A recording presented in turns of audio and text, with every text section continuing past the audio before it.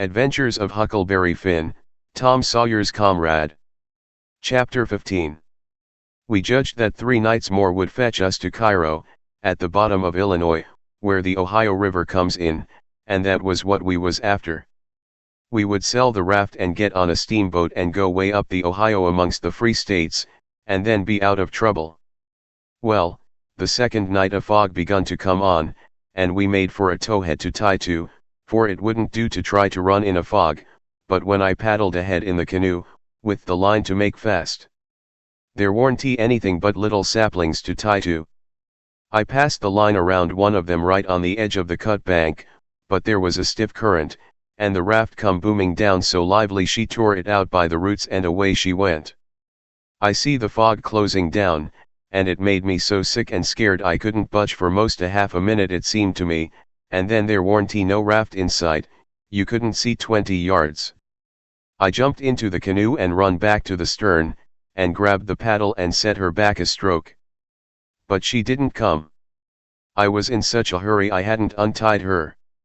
I got up and tried to untie her, but I was so excited my hands shook so I couldn't hardly do anything with them. As soon as I got started I took out after the raft, hot and heavy, right down the towhead. That was all right as far as it went, but the towhead warn't 60 yards long, and the minute I flew by the foot of it I shot out into the solid white fog, and hadn't no more idea which way I was going than a dead man. Thinks I, it won't do to paddle, first I know I'll run into the bank or a towhead or something, I got to set still and float, and yet it's mighty fidgety business to have to hold your hands still at such a time. I hooped and listened. Away down there somewheres I hears a small hoop, and up comes my spirits. I went tearing after it, listening sharp to hear it again. The next time it come I see I warn't heading for it, but heading away to the right of it. And the next time I was heading away to the left of it, and not gaining on it much either, for I was flying around, this way and that and t'other, but it was going straight ahead all the time. I did wish the fool would think to beat a tin pan, and beat it all the time, but he never did, and it was the still places between the whoops that was making the trouble for me. Well, I fought along, and directly I hears the hoop behind me. I was tangled good now. That was somebody else's hoop, or else I was turned around. I throwed the paddle down. I heard the hoop again, it was behind me yet, but in a different place, it kept coming, and kept changing its place, and I kept answering, till by and by it was in front of me again. And I knowed the current had swung the canoe's head downstream, and I was all right if that was Jim and not some other raftsman hollering. I couldn't tell nothing about voices in a fog, for nothing don't look natural nor sound natural in a fog. The hooping went on, and in about a minute I come booming down on a cut bank with smoky ghosts of big trees on it, and the current throwed me off to the left and shot by, amongst a lot of snags that fairly roared. The current was tearing by them so swift. In another second or two it was solid white and still again. I sat perfectly still then, listening to my heart thump, and I reckon I didn't draw a breath while it thumped 100. I just give up then. I knowed what the matter was. That cut bank was an island, and Jim had gone down t'other side of it. It warn't no towhead that you could float by in 10 minutes. It had the big timber of a regular island, it might be 5 or 6 miles long and more than half a mile wide. I kept quiet, with my ears cocked, about 15 minutes, I reckon. I was floating along, of course, 4 or 5 miles an hour, but you don't ever think of that. No, you feel like you are laying dead still on the water, and if a little glimpse of a snag slips by you don't think to yourself how fast you're going, but you catch your breath and think, my, how that snag's tearing along. If you think it ain't dismal and lonesome out in a fog that way by yourself in the night, you try it once, you'll see. Next, for about a half an hour, I whoops now and then, at last I hears the answer a long ways off, and tries to follow it, but I couldn't do it, and directly I judged I'd got into a nest of towheads. For I had little dim glimpses of them on both sides of me, sometimes just a narrow channel between. and some that I couldn't see I knowed was there because I'd hear the wash of the current against the old dead brush and trash that hung over the banks. Well, I warn't long loosing the whoops down amongst the towheads, and I only tried to chase them a little while, anyway, because it was worse than chasing a jack-o'-lantern. You never knowed a sound dodge around so, and swap places so quick and so much. I had to claw away from the bank pretty lively 4 or 5 times, to keep from knocking the islands out of the river, and so I judged the raft must be butting into the bank every now and then. Or else it would get further ahead and clear out of hearing. It was floating a little faster than what I was. Well, I seemed to be in the open river again by and by, but I couldn't hear no sign of a hoop nowheres. I reckoned Jim had fetched up on a snag, maybe, and it was all up with him. I was good and tired, so I laid down in the canoe and said I wouldn't bother no more. I didn't want to go to sleep, of course, but I was so sleepy I couldn't help it, so I thought I would take just one little cat nap. But I reckon it was more than a cat nap, for when I waked up the stars was shining bright, the fog was all gone, and I was spinning down a big bend stern first. First I didn't know where I was, I thought I was dreaming, and when things began to come back to me they seemed to come up dim out of last week. It was a monstrous big river here, with the tallest and the thickest kind of timber on both banks, just a solid wall, as well as I could see by the stars. I looked away downstream, and seen a black speck on the water. I took after it, but when I got to it it warn't nothing but a couple of sawlogs made fast together.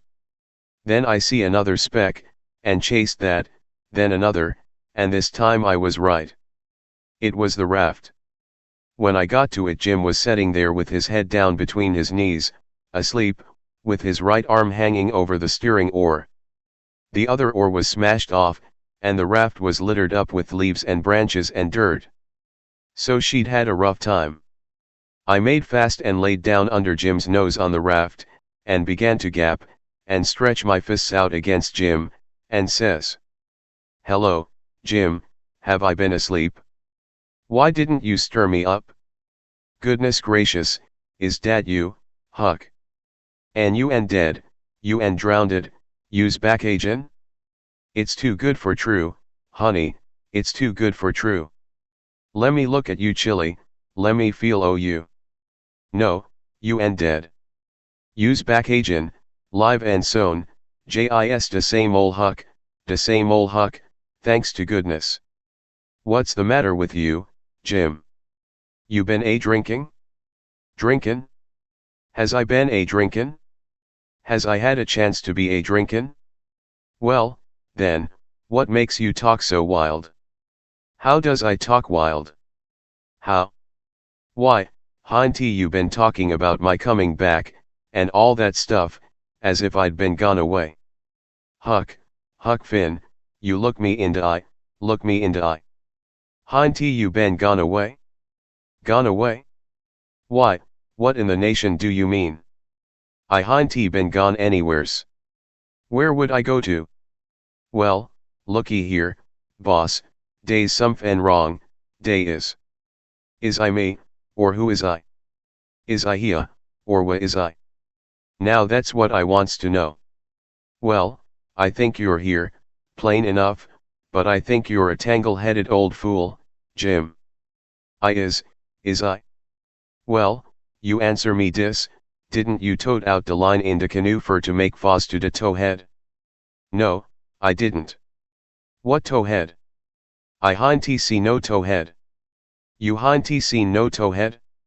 Looky here, didn't de line pull loose and de RAF go hummin' down de river, and leave you and de canoe behind in de fog? What fog? Why, de fog.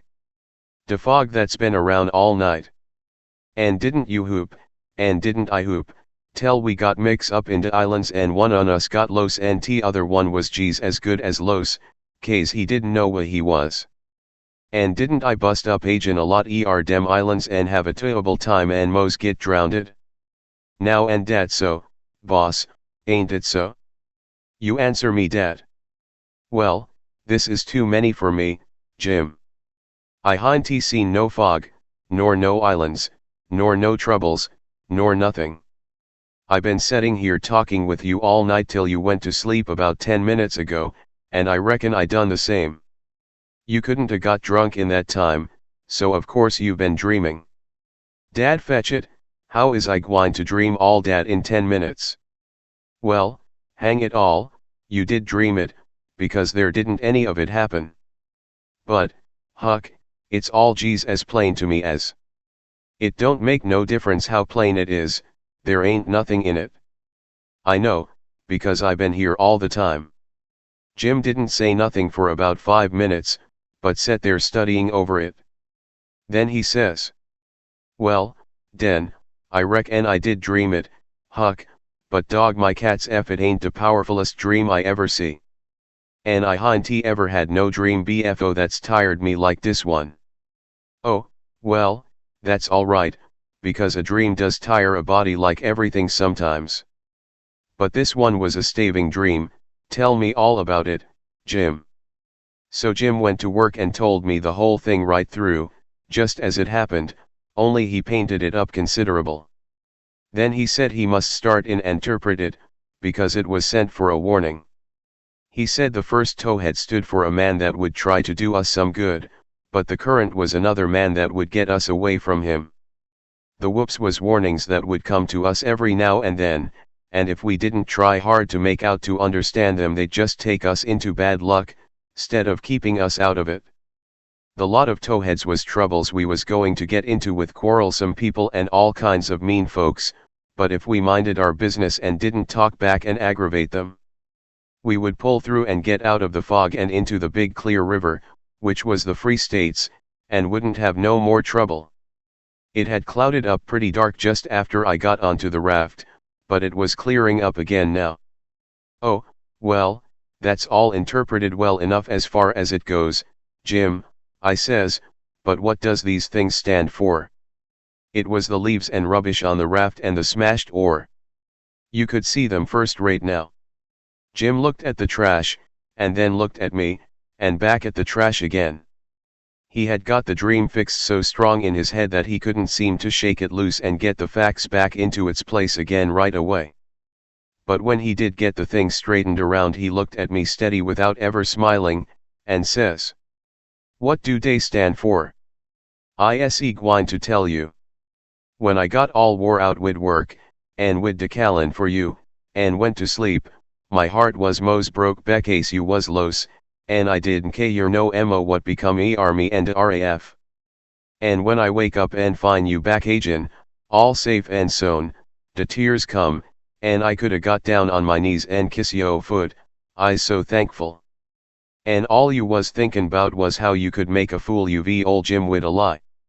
Dat truck da is trash, and trash is what people is dad puts dirt on de head day friends and makes em ashamed. Then he got up slow and walked to the wigwam, and went in there without saying anything but that. But that was enough. It made me feel so mean I could almost kissed his foot to get him to take it back. It was 15 minutes before I could work myself up to go and humble myself to a nigger, but I done it, and I warn't he ever sorry for it afterwards, neither. I didn't do him no more mean tricks, and I wouldn't done that one if I'd a knowed it would make him feel that way.